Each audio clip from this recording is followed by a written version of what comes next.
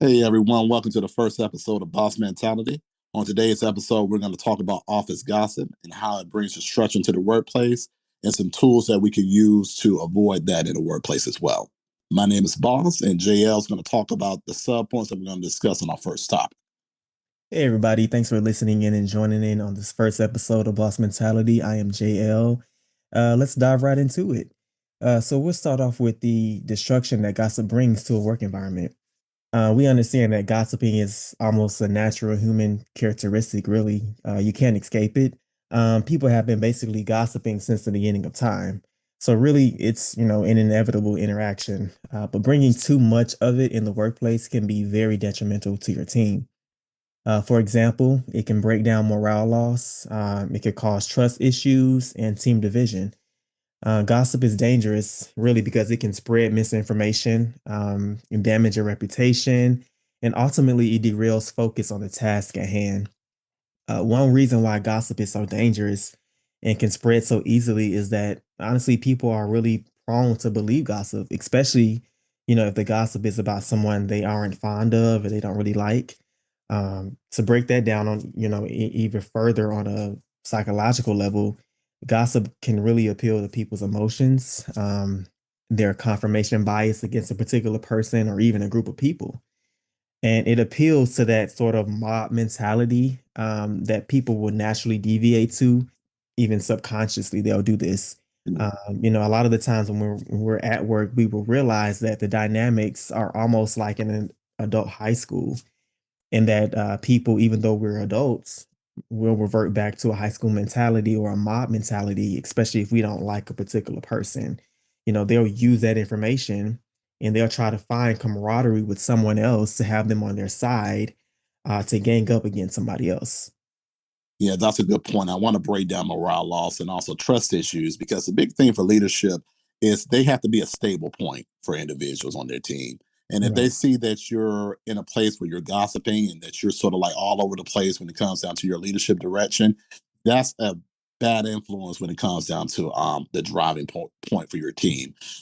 As leaders, you have to make sure that it starts with you with improper communication because if you're in the office and you're basically listening to one person and they're sort of like swaying your ear to different directions and you're not really taking the time to learn your team, that could be a major issue down in time, because a lot of times when you have a gossiping person, so many times they're threatened by your team and their overall development.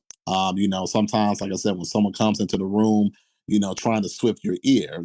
They're trying to, basically have you like in a place of codependency when it comes down to like, just getting your whole equilibrium with your emotionalism tied to that person. And it's critical for you to just really like look at the situation and be able to say, let me take the time to really know my team. Exactly. So picking up on what you said, regarding how management needs to deal with certain hires, let's talk about another topic regarding toxic people and how they can get past leadership. We all know companies, they have a person that would be called a personality hire, for example.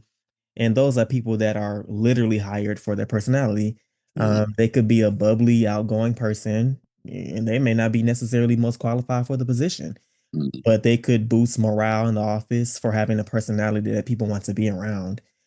And those toxic characteristics could sneak past leadership, and they can charm people, they can manipulate. And like you said earlier, about issues regarding being team players, they could come off as a fake team player, Mhm. and they can end up using their personality to get out of doing their work or getting someone else to do their work for them, which gives them more free time to gossip. And now I do want to make a distinction. I'm not saying that all people that are personality hires are toxic. But the ones that are toxic, gossipers, that's the ones that we're focusing on with this episode. So if you're listening to this and you're like, well, I have a good, fun personality at work and I'm not messy, we're not talking about you. Okay. We're strictly discussing toxic people, for these particular examples, because you could not even be a personality hire and you could still be messy and toxic. But going back to it, those type of people, they have no loyalty to anybody. They will turn on you, even if it means saving themselves. I mean, they'll throw you under the bus before you can even blink, especially if they start viewing you as, competition, if you no longer serve a purpose to them. they can use their charm and their manipulation tactics to really maneuver situations in their favor, so that they can come out with their hands clean. So you got to be careful not to get too caught up in the mess that they bring to the workplace. And the thing about it is, as a leader, you have to have some discernment. When you come into a room, you got to understand that people see you and they're like, okay, I want to get close to the boss. I want to get close to leadership. So they're going to come in with that charm regardless. So you have to have your discernment when it comes down to meeting individuals, and that comes with, like I said early on, knowing your team, knowing how their work avenue is, knowing how they go about their team building, and that's something that you have to be aware of as well. Because when you go into that mindset where you're like, okay, I'm letting this person, charm their way into situations, that can make you look like a weak leader too. Like I said, individuals who operate in the gossiping type of nature, they work well when things are going in their favor, okay? And that's the thing, though, it comes with time. Like I said, that discernment where it's like, let me see how this person's going to be when things don't go their way in the office. So we're looking at an individual in this particular way. You have to look and see, okay, are their needs being met in the office? And sometimes when their own personal needs are not being met, they wind up turning against the whole team. So you have to be aware as a leader that, okay, this person here, they may have like a calm personality, but if they're somewhere, sort of swaying the pot a little bit when it comes down to their interactions, they could be sort of detrimental. And like I said, that comes with just looking to see how they are aligned with your business, how they are aligned with their team. Okay. Because like, JL said, sometimes people go into team environments and they see people as threats. A lot of times people use gossip as a tool to weaponize against like, their coworkers. So as a leader, you have to make sure that okay, where are my facts coming from? You can't just go into a situation just leading off of one person, but what their own personal experience. You have to look and see, okay, cool. This person told me that. I need to go back and double check. Look at my facts and see what's actually going on in the office. You can't blindly go into any office with a blinded sense of trust with anyone. That's just a dangerous place. Definitely. There's a fine line with that. You definitely have to understand, where you're coming from, what, like you said, what your team is about, who is best at what, um, who can handle certain things and who can't. And that's something that you don't want to be too hands on, but you don't want to be too hands off either. Mhm. There's a good fine line between those two. And it's very important that you pick up on that as leadership or management, because that can definitely affect the morale of your team. But let's also get into how to protect yourself when gossip, or when somebody is gossiping and you notice somebody is a gossiper. How do you protect yourself? How would you suggest people do that? I would say like really keeping your boundaries. Don't overshare your personal life. That's really essential. And just sort of like, being in a way where it's like, okay, don't co-sign shady behavior as well. Like, sometimes we have this, very much this gossiping type culture, more so, get the tea type culture. So you have to be careful about that too as well. And because when you're at work, it's not your personal life. So like, a lot of this stuff that's coming from like a coworker, even though it may be entertaining, this is not a reality television show. This is not like a like Real Housewives of Atlanta. This is not no Baddies of Atlanta. None of that. You're actually doing the job. So when you're there, you have to sort of like, it's good to pivot from a lot of conversations when someone's coming into you, especially talking about someone else. It's like, hey, well, something, well, maybe you need to like, talk to that person and address it. If you have an issue with what they're doing, okay, with their work ethic, okay, talk to somebody about it, talk to the boss about it. Like I said, if you're a boss and you're in leadership, if someone has an issue, you bring both parties into the situation so you can work on the issue and to say, okay, let's resolve this. But don't be a place where it's like, okay, I'm just listening to this person vent and getting your emotions tied up to the situation and you don't even know the real deal of the story. That could be an issue. And even when it comes down to like, jokes or small talk, you got to remember, like when someone's doing that, when they feel like, someone is threatening their workspace, or like they're coming in joking and they say like, oh well, all of this doesn't really matter, it's just a joke. All those things can really be taken to a serious light later on in time. Okay, and with leadership, when you're in a situation where you're joking with someone like that or whatever, they're looking at you to say, well, okay, cool. If leadership is joking about that, then this must be true as well. So you have to really make sure how you look with your team, because when you allow a lot of that shady type of behavior in your office, your team looks at that and they're like, well, okay, well, if my leadership feels like that's the case, then I'm going to go even further with this. So a lot of times people who are have that messy type energy, they will test leadership to see how far they can go. And that's something that you have to be aware of when you're in that role, when you have that authority, that, okay, let me make sure that I'm showing a good face forward. Okay. Because, if someone comes to me and they're, trying to twist the toxic web and I'm allowing them to do it by being silent, okay, or engaging in the conversation, that's not only going to have my team look at me funny, that's going to weaken my department as well. Exactly. And like I said earlier about fine lines with management, there's a fine line as an employee that you have to learn as well. Like there's okay to briefly talk with your coworkers and to build a rapport. There's nothing wrong with that, but you have to learn that line between having, a camaraderie with your coworkers and being messy with your coworkers and starting drama. Mm-hmm. So both management and the employee have to learn that fine line, because it can easily somebody can easily overstep. One word, one conversation could go bad, and things can be overstepped, and now somebody's offended. Now it's a situation where emotions are involved, like you said about the emotional. Your emotions can really heighten in the workplace. You're with these people like 8 hours a day, so like, emotions can get heightened, and you don't want to get yourself involved in that mess, because it can get really messy really, really quickly. Again, and also, like I said, so many times when we look at different situations, it's important where you have to like make sure that your team is on a proper type of layout. And like I said, that comes with, like I said, that's spending that time with your team, making sure that things are in the proper type of order. But also, like I said, and I break this story down because a lot of times when gossips are in the workplace, they feel a little bit threatened by something. And Mhm. sometimes you have to look to see, okay, where is this gossiping energy coming from? And as a leader, you can't look at your team from a black and white perspective. You got to look at the gray parts too. So if someone, I remember a co-worker that I worked with previously before, they were in a situation they weren't really versed with technology. And since they weren't really versed with technology, they started to have like a lot of gossiping energy, with their team because they weren't really able to sort of like go about proper procedures. Brother had an issue with finding the shift key on the computer, and that became a problematic issue. And with that lack of knowledge when it came down to doing his role, he then tried to hide himself in the office by saying that everybody else, like, oh, well, I'm pulling all this weight and I'm doing all XYZ, and he really, really wasn't. And when we changed systems, he was not able to really hide with that, but he let in that gossip energy to our supervisor. So when she found out, it was sort of like a shock value for her. But that's why it's important to like really make sure that you're like doing your due diligence on your team to make sure what's actually going on. If you sort of see one person really talking about someone and it's like obsessive, and normally when you see that obsessive energy and it's sort of like kind of like unhinged, you got to really do your homework about that because if you hear yourself hearing a story every day, that's problematic. Something's wrong. You Yeah. gotta make sure to really check the balances of the situation because when you don't,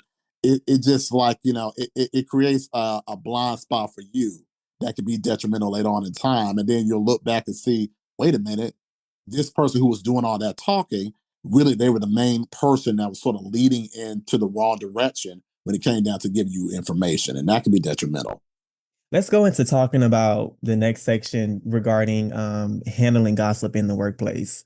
How to shut it down.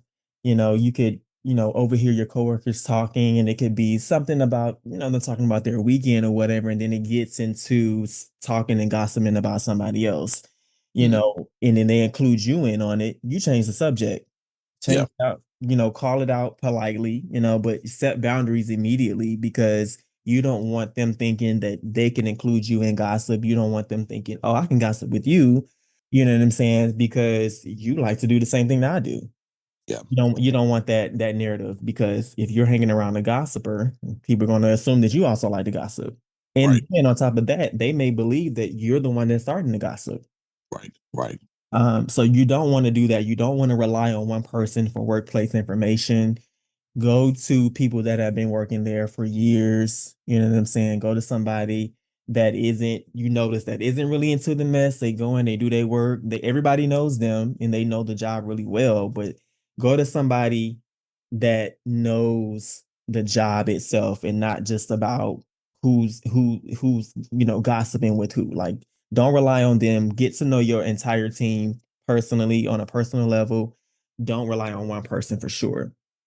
Um, and then also I want to go into, how gossiping starts affecting the work ethic and the morale of the employees.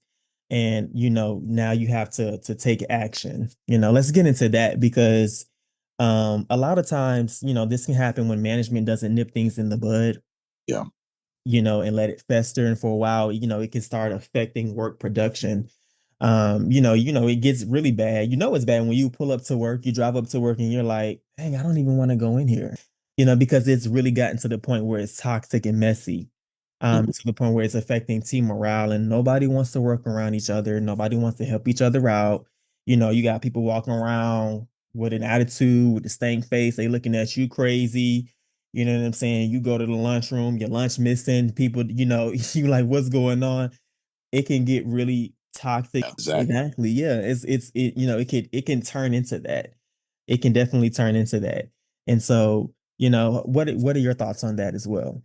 I think, like you said, making sure that you change the subject and also like not having like an emotional ear with these situations too. Yeah. Because a lot of times, like I said, when you're in leadership, you can't just have an emotional ear towards situations. You got to like, come in with a logical type head to see what's actually going on, because once again, we sort of tied to a lot of things like, social media and on television where it's like, can you believe XYZ said this? And then you sort of see yourself get into that emotional type of response. You got to call yourself to the table personally with that. Because a lot of times, gossips try to use your emotionalism to sort of start mess. Okay. Yeah. And if you're more so that I'm gonna be real with you. Sometimes people have some a gullible nature, and like I said, Hmm.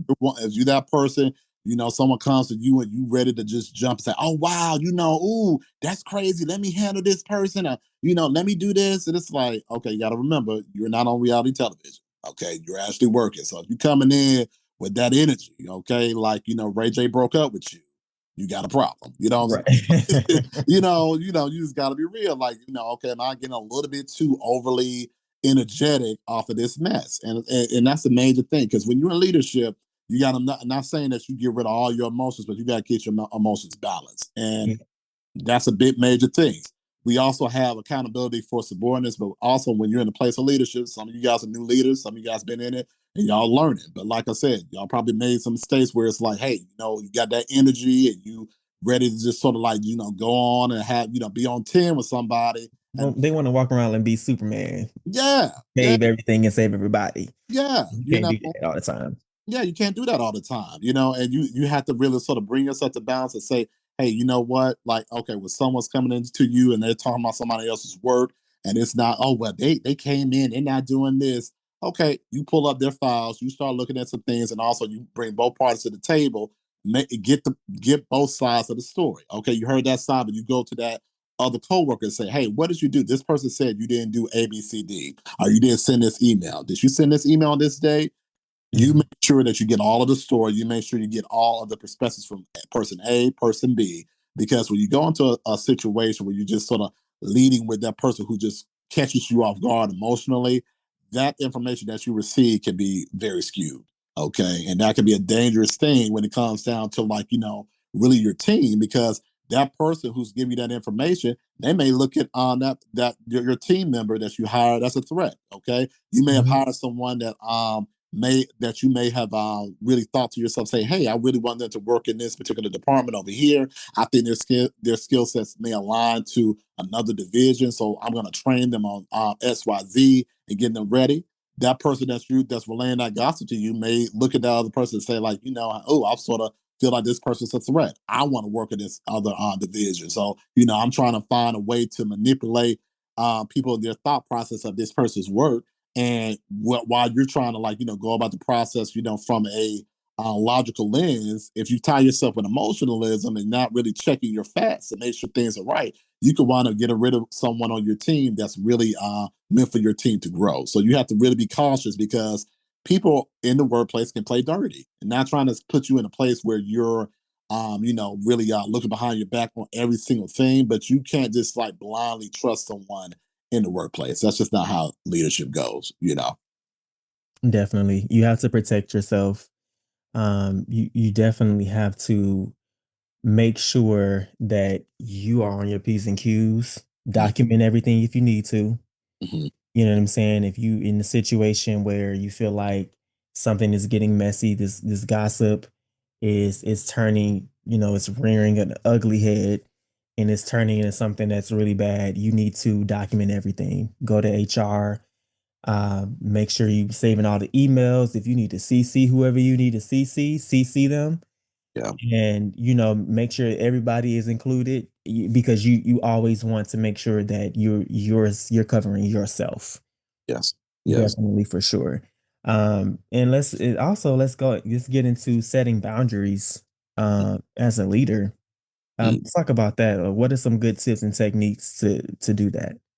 Yeah, I think the major thing that we have to have in place is like having gossiping policies in place for your business. Because I know I saw some things online. And I think you speak a little bit about this more, where there are some companies that if someone's going about gossiping, they can have that person be at home. There's a suspension. After that, over time, after that suspension, if they still go on about that process, then they could go about having them not get paid for that day of work. They have to follow proper procedures in place for that, with under the National Labor Relations Act.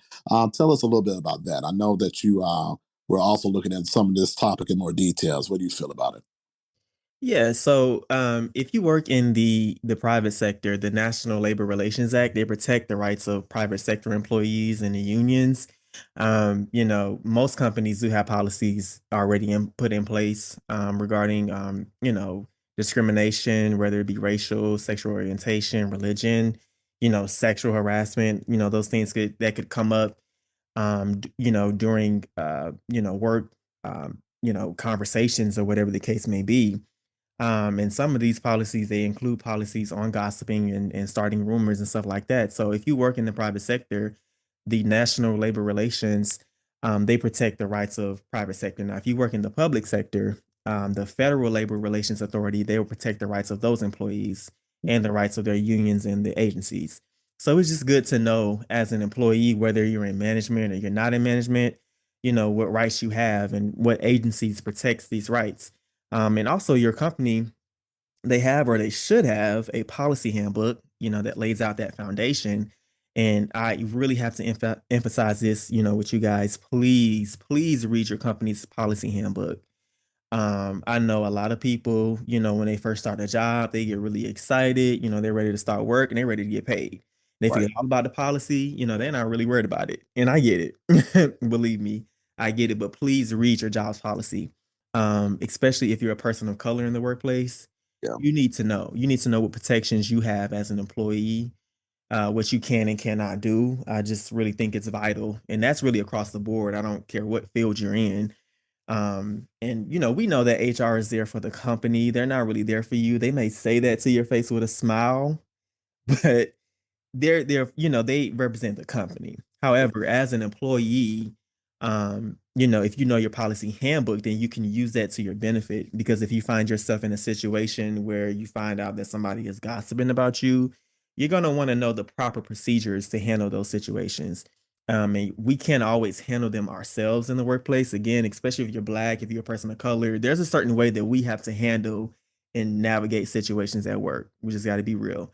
And you never want to let the other person get the best of you, because again, that's your job. That's your livelihood. That's how you make money. So it's very important to stay on top of that, because some situations can be avoidable if you know the ins and outs of your policies. Exactly. Exactly. Like you said, I think those are critical things, especially like, being in the workplace, understanding your policy, looking at your handbooks, because many people don't do that. They don't do that and they sort of just go into the job. And then, like, when things become an issue, then here they come trying to figure out and scramble. So it's always good to make sure that you know what's going on in your environment before you start working. That's essential. Yep, exactly. And guys, we just want to recap everything that we just sort of learned today as far as the dangers of gossiping. make sure you protect yourself. As a leader, you have to make sure that you're not going into the situation, over emotional. You can't go into the green as well. Like I said, you're in a place of leadership for a reason, so you have to make sure you act differently. I mean, you're not at home. You're not dealing with your personal friends. You have to make sure that you use your emotions in the proper type of way. Have discernment when it comes down to your staff. Make sure you take the time to really know them effectively. Make sure that you keep your emotions in a very regulated type of space as well, because that's essential. Exactly. Thanks for that recap. And really, you guys, this is our first episode. So we want to do a challenge every episode to our audience. So this week, we want to challenge you guys to shut down one gossip conversation at work. We always talking about things need to change and there needs to be a shift, but sometimes we need to begin that shift. We need to be that change that we want to see. We need to actually, walk the talk. And so this week, if you hear something, that's possibly gossip, change the subject, change the conversation, do whatever you need to do. But let's try to do that. Let's try to work together to help, everybody's work life and just make it easier. And also, we want to invite comments as well. If you ever seen gossip ruin a team, talk about it. Let us know your experience. This is something that we all can relate to. So we want to hear you. We want to hear your stories. We want to hear your feedback. We want to hear anything that you have that can relate to this situation that we missed. We could have missed something. Let us know. Give us, your feedback in the comments. We would greatly appreciate it. Absolutely, absolutely. Everyone have a great week, and we tune in next week for our episode on anger in the workplace, how to avoid that and the pitfalls that comes with it. All right. It should be interesting. Till next time.